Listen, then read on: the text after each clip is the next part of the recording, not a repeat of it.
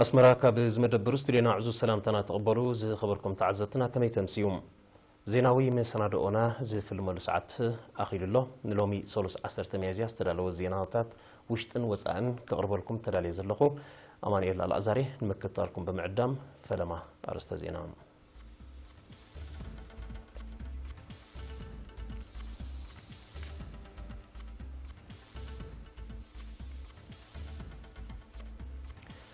أبنو زباكرين شفنا كتابة لعلتس عن حموش مئتاوي بسيحهم محبر ممهران جنفر قاش باركا بقعة مرتن معبايا برتعو كان زسرح كليسهم بيتصفات أتاوي قبرن كرس انزوا مأكل أقرقلتو أما حيشهم روسيا تكايدو زلاو تهدراو لممد نقالو تهجرات إلى ما زقبر كم زي كون حبيرام مقد دائر لفتانزا بأما إيزغوط البرراتات كسر استقديدهم أب أفغانستان بمتقعتي تشعت سلموين سبات تقتلهم زرزرا زينام منيستر تعنا مس مشاركته بمتحبار تعنا حبرة سب أب موحزة وكره ناي قصقصات مدبات كسلاسل تصنيح اللهم أب شفنا كتبات مزجي وزلا عود دمه وتسيت نايتي أب حزب سريع زله نقحت مخاني يقلت وكيل إيرينا تخا جبر قدوس أب نوزبا كرن نستسلاسل نتفتات بزمركت زدالو تتصبصبالو ليديا تقل مريم كتقربيام أبنو زباكرن أفلتون نقحتن هزبي أم مدايت عنان معباي ستخاير قوسكواساتن ستسالاسل مدباتن أب موحست أن حبرة سبحة فشا نايدتاتن هتساناتن دما بفلاي زمسكن استواطو كم زقبرة تقليتو شان تعتمي كنت يسعن حدا نابت مجمريا ناينات انت مالتيو اتناي كتابة شفناي سبع 400 نيرو حجيقن كريان حرد أخوينو اتناي كتابة شفناي أبزق وان ذكر تشحن 10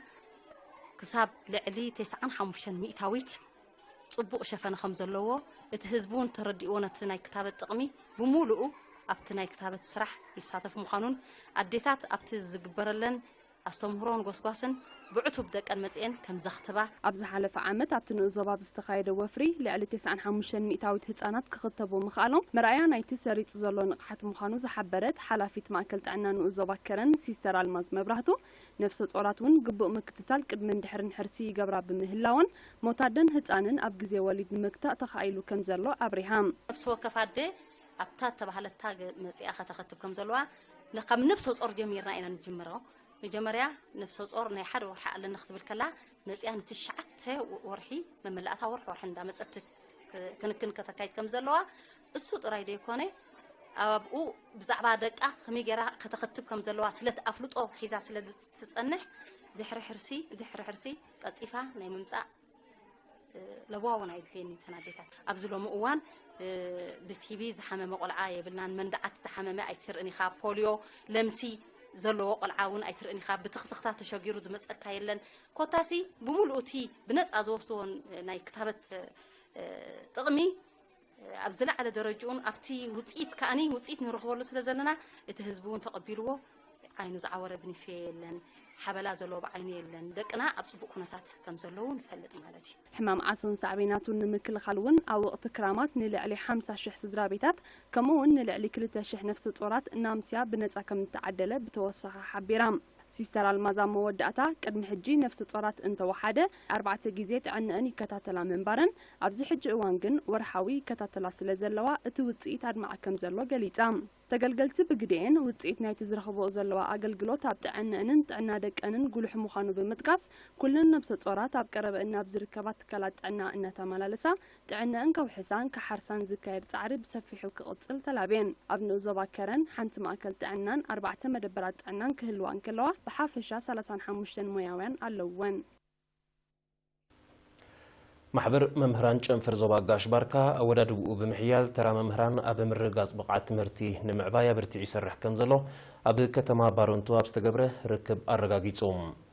أبون برتي جنفر ممهر يوسف دانيك أب زسمعك لما محبر أبستفرالي كوابيتات زنطفو ممهران بمترناف مياوي أبركتهم نمعزازن بقعتهم نمحيالن كمزخون بمتكاس نزي نمسمار مس زملكتهم أكلات بمتحبار يسرح كمزلو قليتهم أبون برهجراوي محبر ممهران إرترا ممهر سمعون محاري بوغنو ممهران نز تسكم ورزين حلفنت بجبو تجنزيبهم بقوعن تواداري ولدون مهنات صلوا نمسرات كسر حتى تثبيت كم زجبر اللهم أبريهم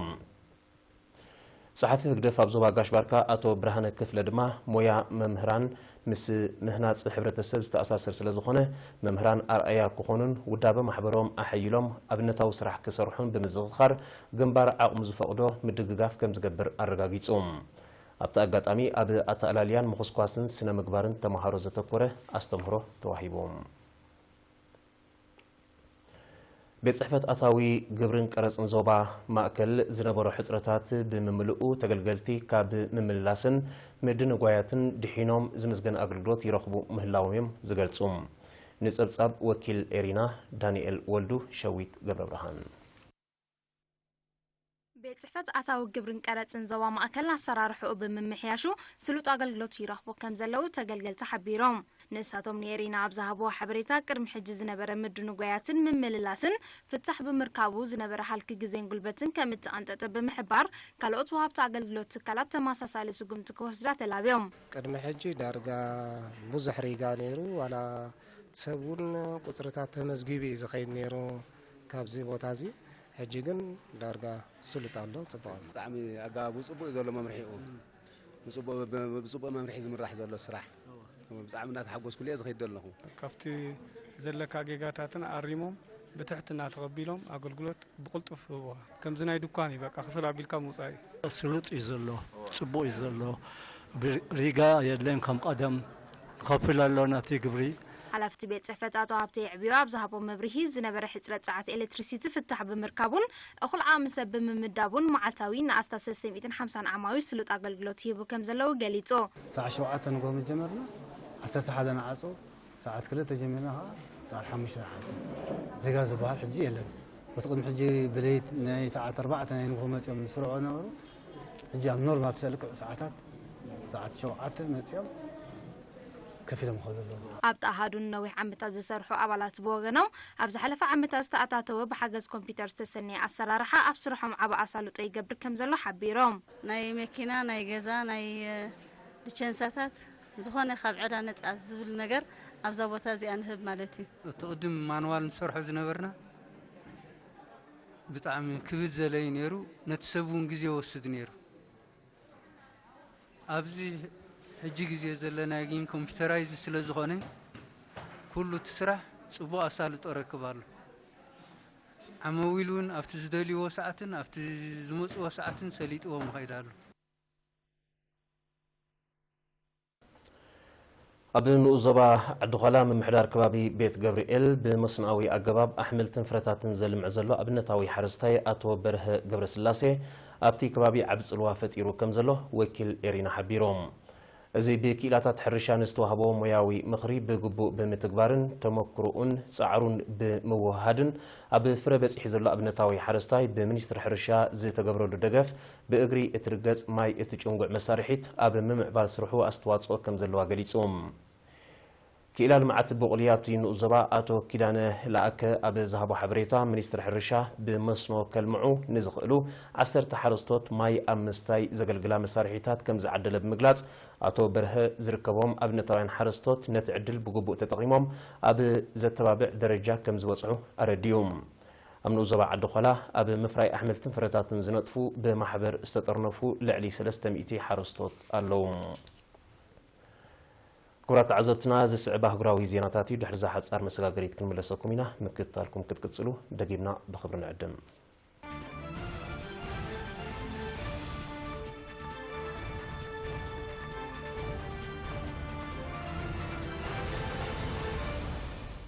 زين وصاي روسيا أبز قنيات زي أب بحري بالتيك تكايدو زلا وتهدراوي الممد نقالو تهجرات علامة زجبرت كم زي كونن بقالوتها كم زي تصلون بعصر تميازي حبيرام روسيا نزيز جلست كيدان سمين أتلانتيك نيتو اتلممد نسأتاتي كبابي أب حدقا كودو كم زخل بتشعت تميازي دحري محباريوم يغنبر زي كساب فتنتات ميسايل زكايدو لزلو الممد وتهدراوي عقما كاب مدنفع حليفو نهاجرات زوبا زخون سقات كم زي فتريا روسيا اتردم نيتو أب مبراق أوروبا بحفشا أب زوبا بالتيك دما بفلاي هلاوي ونموحاس ينتف كم زلوز فلت قينو روسيا كابتي وتهدراوي من كسقاس كمت نزخ السقات مكلخال تنكسقاس كم زلاه تقلزم ካብ ሩስያ ዝሰግኣ ሃገራት ባልቲክ ፀረ ሚሳይል ኣሜሪካ ኣብ መሬተን ክትከል የፍቅዳ ስለ ዘለዋ ፀጥታ ናይቲ ዞባ ኣብ ሓደጋ ከይወድቕ እዮም ተንተንቲ ፖለቲካ ዝእምቱ ኣብ መዕርፎ ነፈርቲ ጀርመን ኣብ ጽላት ህዝባዊ ኣገልግሎት ዝነጥፉ ሰራሕተኛታት ናይ ደሞዝ ወሰኽን ምምሕያሽ ናይ ስራሕ ሓዋህውን ብምጥላብ ብ9 ሚያዝያ ብዘካየድዎ ስራሕ ደው ናይ መበል ኣድማ መገዲ ኣየር ሉፍታንዛ ልዕሊ 800 ካብ በረራታቱ ክስርዝ ከም ዝተገደደ ኣፍሊጡ በዚ ሰራሕተኛታት ናይቲ መገዲ ኣየር ዘይተጸንበርዎን ኣብ ኣህጉራዊ መዕርፎ ነፈርቲ ፍራንክፈርት ሙኒኽ ከለንን ብርመንን ዝካየድ ዘሎ ኣድማ ልዕሊ 9,000 ገያሾ በኣሉታ ተጸልዮም ከም ዘለው ተሓቢሮም መገዲ ኣየር ሉፍታንዛ ገያሾ ግዳይ ናይ ዘሎ ፍልሊ ምግባር ተቐባልነት ክህልዎ ከም ዘይክእል ብምሕባር ካብ ጽባሕ 11 ሚያዝያ ግቡእ ስርሑ ክጅምር ምዃኑ ኣነጺሩሎም ኣብ ተመሳሳሊ ዕለት ሰራሕተኛታት ጽላት ወሃብቲ ህዝባዊ ኣገልግሎት መገዲ ኣየር ፈረንሳ ነቲ 600ዊት ወሰኽ ደሞዝ ክግበር ብዝጽውዕ ብሰራሕተኛታት መገዲ ኣየር ተወሲዱ ዘሎ ስራሕ ደው ናይ ምባል ኣድማ ንምድጋፍ ብዝወሰድዎ ስጉምቲ መገዲ ኣየር ፈረንሳውን ዝወጠኑ በረራታት ክስርዝ ከም ዝተገደደ ተቃሊሖም ብዝተወስደ ስጉምቲ መገዲ ኣየር ፈረንሳ ርብዒ ካብ በረራታቱ ከም ዝሰረዘ ብምንጻር እቲ ስጉምቲ ናይ ኣስታት 170 ሚልዮን ዩሮ ክሳራ ከም ዘውረደሉ ኣፍሊጦም ጽላት መጓዓዝያ ባቡር ምድሪ ፈረንሳውን ብምምሕዳር ፕሬዚደንት ኢማኑኤል ማክሮን ክትኣታቶ ንዝተወሰነ ለውጢ ሕጊ ዕዮ ብምቅዋም ሰራሕተኛታት ብዘካይድዎ ዘለውን ንክልተ ኣዋርሕ ዝቕጽልን ስራሕ ደው ናይ ምባል ኣድማ ብከቢድ ተሰናኺሉ ከም ዘለዩ ዝግለጽ ب9 ሚያዝያ ኣብ ኣፍጋናዊት ኣውራጃ ሄራት ብዝተኻየደ መጥቃዕቲ ቦምብ ውሕዱ 9 ሰላማውያን ሰባት ተቐቲሎም በቲ መጥቃዕቲ 10ታት ከም ዝቆሰሉ ዝሓበሩ ሰመዝታ ሃገር ዕጡቕ ጣሊባን ወይ እውን ዳዕሽ ኣካይድዎ ክኸውን ከም ዝኽእል ኣሚቶም ኣለዉ ኣብ ዝተፈላለዩ ከባቢታት ኣፍጋኒስታን ብዝካየድ ተደጋጋሚ ሽበራዊ መጥቃዕትታት ሰብኣውን ፀጥታውን ክሳራታት ክወርድ ምጽንሑ ጸብጻባት ይጠቕሱ ደሴታዊት ሃገር ፊጂ ብ10 ሚያዝያ ዳግማይ ብህቦብላዊ ማዕበል ከም ዝተጠቕዐት ተቃሊሖም በዚ ብሓያል ንፋስን ዝናብን ዝተሰነየ ሓደጋ ኣብ ልዕሊ ንብረት ክሳራ ከም ዝወረደን ኣሽሓት ሰባት ከም ዝተመዛበሉን ሰመዝታ ሃገር ሓቢሮም እዚ ከምዚ ኢሉ እንከሎ እቲ ባህርያዊ ሓደጋ ነዚ ሳልስቲ እዚ ክቕፅል ከም ዝኽእል ዝኣመቱ ክኢላታት ሜትሮሎጂ ኩሉ መድያዊ ክሳራ ከይብል ስጋኣቶም ገሊፆም ዝሓለፈ ሰሙን ኣብታ ሃገር ብዝተኸስተ ተመሳሳሊ ሓደጋ 6 ሰባት ከም ዝሞቱን ከቢድ ንዋታዊ ክሳራ ከም ዝወረደን ኣይርሳዕን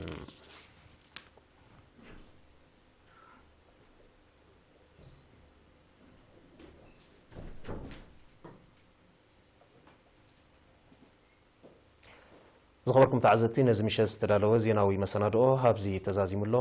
ብሩኽ ለይቲ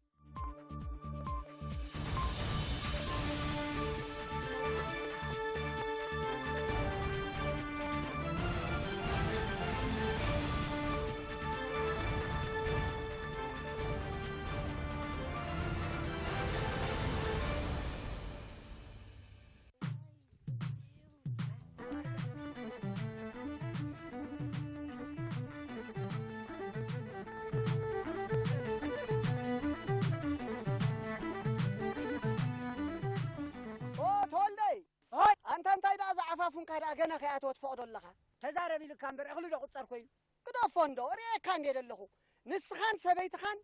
قتلوا نحاسكم حدا بحدا تقتلوا لهم أخذنا النمرقيت عنكم كتولعوا وياكم قدي ده لما مصنع لكم أبي فقادو ساقام ببارنس قو عز بهال حدش بالع أبزري بفلاي دي ما بعفافون كراجة مير الله انت هاي تبلغوا علي قراتكم كونه جرادينكم مع التاوي تغلي بتغلي حنت حنتي فتشو تبهيل له دو هو نحن زي نفلت أنت حدش بالع مالتي هو زبارنس زي ريخا عمر عاكز حبا نوزو قلتو بجلجل هبيلو تقول قولو خان عويز قد فلكا هيه كدا فندو ما نمصر بالع زي قتل حرقنيا بارنوسي ازي كرامات كاتو قلو بونكيس كامت فاتراي نسزاتو قرات كولا خبابيا عتاوي بلان تاي تبل ودي بلمو خيط إذا قراتي ده هيا غير خمت شنو ورا يا قرات روح مع التبلسكي ما سمو انت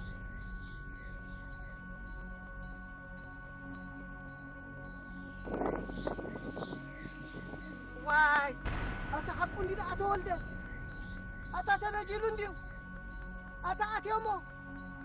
ويني هلا أي حقون دي تولده ده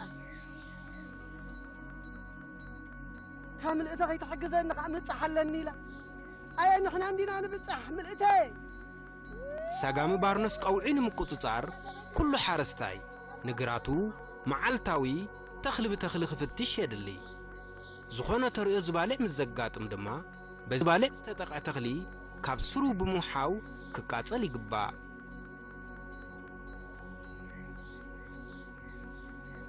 منستري حرشا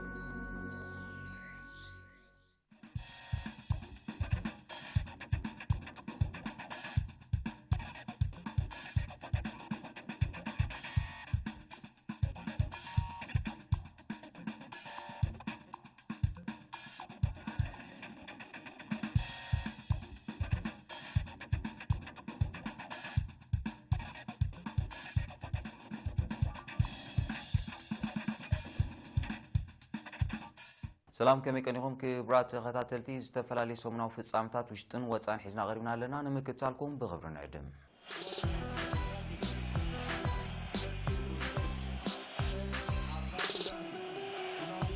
شامبيون قدم بشكرتانو زوبا من دفراز حلف عربي بناي سالسا مدرق وددرو قصيلهم ኣብቲ ከም ልሙድ ብርኪ ዝበሉ ኣፍቀር ስፖርት ዝተዓዝቦ ውድድር ናይ ደቂ ኣንስትዮ ሓዊስካ 5 ዲቪዥናት ዝተኻፈላሉ 162 ተወዳደርቲ እዮም ተሳቲፎም በዚ መሰረት ኣብ ዝተኻየደ ርእሱም ውድድራት ዝስዕብ ውፅኢት ተረኺቡሎም ካብ 4 ዲቪዥን ቀዳማይ ኣማኑኤል ርእሶም ካልኣይ ደበሳይ ፍሮንጌር ሳልሳይ ዳዊት የማነም ካብ ሳልሳይ ዲቪዥን ቀዳማይ ኢብራሂም ዓብደልዋሃብ ካልኣይ መድኃኒት ተኽለ ሳልሳይ ዳንኤል ቴድሮስ ካብ ካልኣይ ዲቪዥን ሞሊቓ ካብ ዝወዓለት ጉጅለ ቀዳማይ ናትናኤል ኣማኑኤል ዓድባሪ ካልኣይ ሄርሞን ፀራብ ዓድሓረ ሳልሳይ ነባይ ፍሳሐ ካብ ኩዶ ፈላሲን ካብ ደቂ ኣንስትዮ ውልዶ ተወዳዳሪት ኣርሴማ ሃብተ ሚካኤል ቀዳሚቲ ልዕልቲ በረኸት ካልአይቲ ሃና ምሕረታብ ድማ ሳልሰይቲ ብምዃን ሕንፃፅ ረጊፀን ኣብ መወዳእታ ተወዳደርቲ ቀዳማይ ዲቪዥን 60 ኪሎ ሜትር እዮም ሸፊኖም ኣብ መዛዘም ቅፅበታ ውድድር ድማ ቀዳማይ ሓበን ገብሪ ህይወት ብውልቂ ካልኣይ ናሆም ክፍለ ዓዲ ሞንጎቲ ሳልሳይ ሄኖ ገብሪ ህይወት እምነ ሓይሊ ራብዓይ ዮናስ ወልዶ ዓድሓረ ሓምሻይ ቢንያም ብርሃነ ዓድሓረ ሻልሻይ ኢሳያስ ተስፋ ብርሃነ ካብ ጋንታ እምነ ሓይሊ ብምዃን ዕዉታት ናይ ትዕለት ኮይኖም እዚ ከምዚ ኢሉ እንከሎ ብጨንፈር ሚስ ትምህርቲን ዞባ መንደፈራ ዝተወደበ ስፖርታዊ ውድድራት እውን ከም ዝተኻየደ ካብቲ ቦታ ዝበፅሐና ሓበሬታ ኣፍሊጡ بكومشن سبورت نزوبا دوباروا تودي بوزكازولو سبورتا ودرا زحالف سومنون قصيل نيرو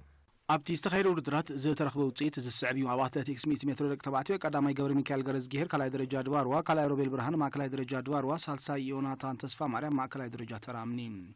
ካብ ደቂ ኣንስትዮ ቀዳመይቲ ዲቮራ ዮሃንስ ካልኣይ ደረጃ ድባርዋ ካልኣይቲ ሃና ሰመረ ማእከላይ ደረጃ ተራምኒ ሳልሰይቲ ሚካኤል ተስፋ ኣለም ማእከላይ ደረጃ ተራምኒ በ200 ሜትሮ ደቂ ተባዕትዮ ቀዳማይ ግርማይ ካሕሳይ ማእከላይ ደረጃ ተራምኒ ካልኣይ ናሆም ተስፋ ማርያም ካልኣይ ደረጃ ድባርዋ ሳልሳይ ኤስሮም ናስር ማእከላይ ደረጃ ድባርዋ ካብ ደቂ ኣንስትዮ ቀዳመይቲ ሊድያ ጸጋይ ካልኣይ ደረጃ ድባርዋ ካልአይቲ ሩታ ቃላብ ማእከላይ ደረጃ ተራምኒ ሳልሰይቲ ራሄል ንጉሰ ማእከላይ ደረጃ ድባርዋ ኣብ 400 ሜትሮ ቀዳማይ ሚሊዮን ሃይለ ካልኣይ ደረጃ ድባርዋ ካልኣይ ሚካኤል ዕቅበ ማእከላይ ደረጃ ተራምኒ ሳልሳይ ቢንያም ገረዝጊሄር ካልኣይ ደረጃ ድባርዋ ካብ ደቂ ኣንስትዮ ቀዳመይቲ ስምረት ሃይለ ካልኣይ ደረጃ ድባርዋ ካልአይቲ ሳብሪና ጎይቶም ማእከላይ ደረጃ ተራምኒ ሳልሰይቲ ዳናይት ኣላይ ካልኣይ ደረጃ ድባርዋ ኣብ 800 ሜትሮ ደቂ ተባዕትዮ ቀዳማይ ክፍለ ማርያም ተክላይ ሃይማኖት ማእከላይ ደረጃ ተራምኒ ካልኣይ ሃብቶም ዘሚካኤል ካልኣይ ደረጃ ድባርዋ ሳልሳይ ዮናስ ገረዝጊሄር ማእከላይ ደረጃ ተራምኒ ካብ ደቂ ኣንስትዮ ቀዳመይቲ ኤደን ነጋሲ ካልኣይ ደረጃ ድባርዋ ካልአይቲ ብስራት ክብሮ ማእከላይ ደረጃ ተራምኒ ሳልሰይቲ ሊድያ ክፍለ ካልኣይ ደረጃ ድባርዋ ኣብ 1500 ሜትሮ ካብ ደቂ ተባዕትዮ ቀዳማይ ሮቢንሶን ዮናስ ካልኣይ ደረጃ ድባርዋ ካልኣይ ገብረ ሚካኤል ገብረ እግዚአብሔር ካልኣይ ደረጃ ድባርዋ ሳልሳይ ቴድሮስ ከሰተ ማእከላይ ደረጃ ተራምኒ ካብ ደቂ ኣንስትዮ ቀዳመይቲ ሚካኤል ተስፋ ኣለም ማእከላይ ደረጃ ተራምኒ ካልአይቲ ሳብሪና ጎይቶም ማእከላይ ደረጃ ተራምኒ ሳልሰይቲ ዲቮራ ዮሃንስ ካልኣይ ደረጃ ድባርዋ ኣብ 3000 ሜትሮ ቀዳማይ ናሆም ተስፋ ማርያም ካልኣይ ደረጃ ድባርዋ ካልኣይ ቢንያም መሓሪ ካልኣይ ደረጃ ድባርዋ ሳልሳይ መርሃዊ ሃብቱ ማእከላይ ደረጃ ተራምኒ ካብ ደቂ ኣንስትዮ ቀዳሚት ስምረት ሃይለ ካልኣይ ደረጃ ድባርዋ ካልአይቲ ናርዶስ ደበሳይ ካልኣይ ደረጃ ድባርዋ ሳልሰይቲ ሄርሜላ ምሕረታ ማእከላይ ደረጃ ድባርዋ ኣብ 5000 ሜትሮ ካብ ደቂ ተባዕትዮ ቀዳማይ ናትናኤል ኣማኑኤል ማእከላይ ደረጃ ድባርዋ ካልኣይ ዮናስ ገብረ እግዚአብሔር ማእከላይ ደረጃ ድባርዋ ሳልሳይ ቢንያም ገረዝጊሄር ካልኣይ ደረጃ ድባርዋ ካብ ደቂ ኣንስትዮ ቀዳሚት ብስራት ሃብቶም ካልኣይ ደረጃ ድባርዋ ካልአይቲ ሳብሪና ጎይቶም ካብ ማእከላይ ደረጃ ተራምኒ ሳልሰይቲ ሊድያ ክፍለ ካልኣይ ደረጃ ድባርዋ ኣብ ግጥማት ኩዕሶ እግሪ ካብ ካልኣይ ዲቪዥን መረብ ንላምዛ 2-1 ምስላም ንዓዲ ገዳ 1 ባሎም ካብ ደቂ ኣንስትዮ ቀዳማይ ዲቪዥን ምስላም ንላምዛ 3 ባሎም ካብ ቀዳማይ ዲቪዥን ደቂ ተባዕትዮ ድማ ላምዛ ንመረብ 3-2 ዓዲ ገዳ ንምስላም 2-1 ካብ ዜና ስፖርት ውሽጢ ሃገር ከይወፃና ኩብራ ተዓዘብቲ ኣብ ከተማታት ደቂ ኣምሓራን ሰንዓፈን ዝተፈላለዩ ስፖርታዊ ንጥፈታት ከም ዝተኻየደ ካብቲ ቦታ ዝበፅሓና ሓበሬታ ኣፍሊጡ ንክልተ ሳምንቲ ብውዕኡ መንፈስ ዝተኻየደ ስፖርታውን ባህላውን ቅናቤተ ትምህርቲ ንዞባ ደቂ ኣምሓራ ማሕዳር ንዞባ ደቂ ኣምሓራ ኣቶ የማነ ኣበራ ሓላፊት ምስቲ ትምህርቲ ንዞባ ደቂ ኣምሓራ መምህር ርግበ ክፍለ ሓለፍቲ ኩለን ጨናፍር መንግስቲ ኣብ ዝረኽብሉ ብድምቀት ተኻይዱ ኣብ ዝተኻየደ ውፅኢት ድማ እዘን ስዕባ ቤት ትምህርትታት ዕዉታት ኮይነን ኣለዋ ኣብ ኩዕሶ እግሪ ደቂ ኣንስትዮ ክልል ዕድመ 10-11 ቀዳሚት እምነት ምሽን ካልእቲ መረብ ሳልሰይቲ ፈቐይሕ ኣብ ኩዕሶ እግሪ ደቂ ኣንስትዮ ክልል ዕድመ 12-13 ቀዳሚት ዛግረ ካልእቲ ዋርሳይ ሳልሰይቲ ቅዱስ ያዕቆብ ኣብ ኩዕሶ መርበብ ደቂ ኣንስትዮ ቀዳሚት ዛግረ ካልእቲ እምነት ምሽን ሳልሰይቲ ቅዱስ ያዕቆብ ኣብ ኩዕሶ እግሪ ደቂ ተባዕትዮ ክልል ዕድመ 10-11 ቀዳሚት ፍረስዋት ካልእቲ እምነት ምሽን ሳልሰይቲ ፈቐይሕ ኣብ ኩዕሶ እግሪ ደቂ ተባዕትዮ ክልል ዕድመ 12-13 ቀዳሚት እምነት ምሽን ካልእቲ ዛግረ ሳልሰይቲ ልምዓት ኣብ ኩዕሶ መርበብ ደቂ ተባዕትዮ ቀዳሚት ዛግረ ካልእቲ ዋርሳይ ሳልሰይቲ ድማ ቅዱስ ያዕቆብ ኣብ ኣትሌቲክስ ደቂ ኣንስትዮ ቤት ትምህርቲ ዋርሳይ ጎብለል ክትከውን እንከላ ብናይ ደቂ ተባዕትዮ ድማ ቤት ትምህርቲ ዛግረ ኮይና ዕዉታት ቤት ትምህርታት ዝተዳለወለን ሽልማት ካብ ኢድ ዝተፈላለዩ ሓለፍቲ ተቐቢለኖም ሻምፒዮን ኩዕሶ እግሪ ከተማ ደቂ ኣምሓራ ቀፂሉ ነይሩ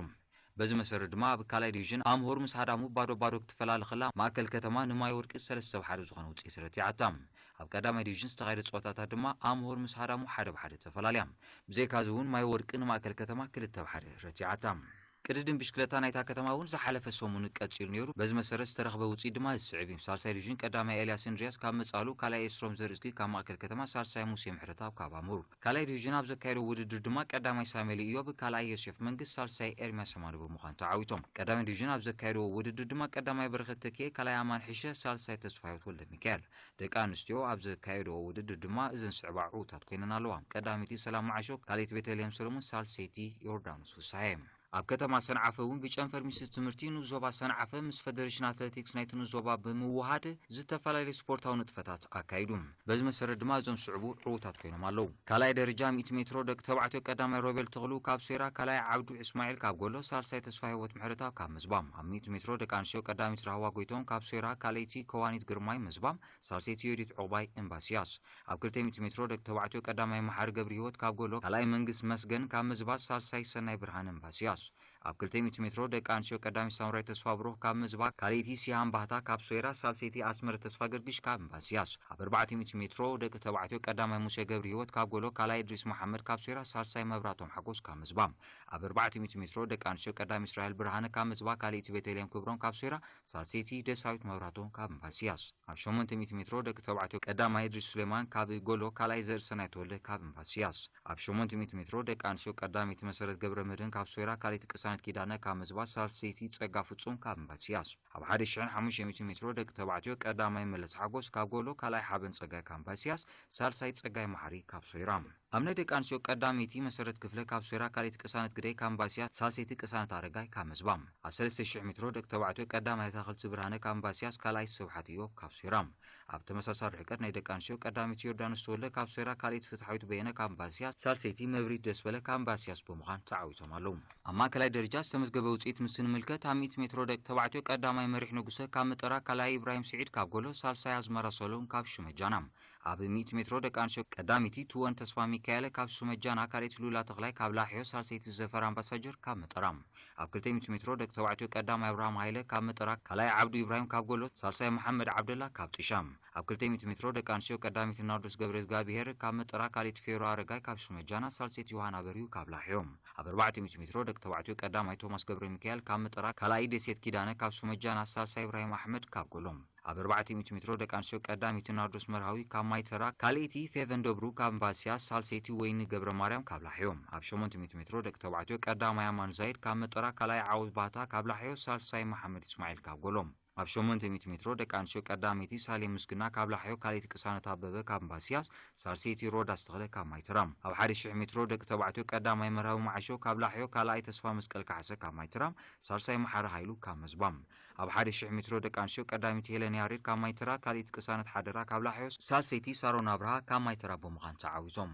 ኣብ ዝላ መሬት ማእከላይ ደረጃ ዝተዓወቱ ድማ ቀዳማይ ተስፋ ሚካኤል ካሕሰ ካብ ማይተራ ካልኣይ ደጀን ገብራብ ካብ መጠራ ሳልሳይ ሮመዳን ዓብደላ ካብ ጥሻም ኣብ ናይ ደቂ ኣንስትዮ ቀዳሚት ቅሳነት ሓደራ ካብ ላሕዮ ካልአይቲ ዳናይ ተኽለ ካብ ሽመጃና ሳልሰይቲ ቅሳነት ፍሳይ ካብ እምባስያስ ኣብ ካልኣይ ደረጃ ደቂ ተባዕትዮ ዝተመዝገበ ውፅኢት ምስ ንምልከት ቀዳማይ ሳሙኤል ደስበለ ካብ ሴራ ካልኣይ አብርሃም ግደይ ካብ ምዝባብ ሳልሳይ ሰናይ ብርሃነ ካብ እምባስያስ ኣብ ናይ ደቂ ኣንስትዮ ቀዳሚት ዘፈር ብጻይ ካብ እምባስያስ ካልአይቲ ፊዮር መብራቶን ካብ ሶይራ ሳልሰይቲ ቅሳነት ኣረጋይ ካብ ምዝባም ኣብ ልዕሊ ዝላ ማእከላይ ደረጃ ደቂ ተባዕትዮ ቀዳማይ ሚልዮን ፍቅረ ማርያም ካብ ሽመጃና ካልኣይ ዓብዱ ኢብራሂም ካብ ጎሎም ሳልሳይ ሙሴ ተኽላይ ካብ ምዝባም ኣብ ናይ ደቂ ኣንስትዮ ቀዳሚት ሳሮን አብራ ካብ ማይተራ ካልአይቲ ፊዮር ብስራት ካብ ሽመጃና ካልአይቲ ቤተልሔም ሰሎሞን ካብ መጠራም ኣብ ካልኣይ ደረጃ ደቂ ተባዕትዮ ቀዳማይ ዋርሳይ ብርሃነ ካብ እምባስያስ ካልኣይ ተስፋዊት ምሕረታ ካብ ምዝባም ኣብ ናይ ደቂ ኣንስትዮ ድማ ቀዳሚቲ ፍትሓዊት በየነ ካብ እምባስያስ ብምዃን ተዓዊቶም ኣብ ማእከላይ ደረጃ ቤት ትምህርቲ መጠራ ጎብለል ክትከውን ከላ ካልአይቲ ቤት ትምህርቲ ላሕዮ ሳልሰይቲ ድማ እምባስያስ ብምዃን ተኸቲለና ብተመሳሳሊ ኣብ ካልኣይ ደረጃ ቤት ትምህርቲ ኣብ ዝተኻየደ ውድድር ብህሉል ነጥቢ ቀዳሚት ኮይና ዝተዓወተት ቤት ትምህርቲ ካልኣይ ደረጃ ሴራ ክትከውን ከላ ካልአይቲ ኮይና ዝተዓወተት ካልኣይ ደረጃ እምባስያስ ከምኡ ድማ ማዕረ ነጥቢ ኣዋህሊለን ሳልሳይ ደረጃ ዝሓዛ ኣብ ቤት ትምህርቲ ጎሎን ምዝባን ምዃንን ካብቲ ቦታ ዝተረኽበ ሓበሬታ ይነጽር ብዝተኻየደ ውድድራት ንዝተዓወቱ ብፌዴሬሽን ኣትሌቲክስ ንዞባ ሰንዓፈ ዝተዳለወ መተባብዒ ተዋሂብዎም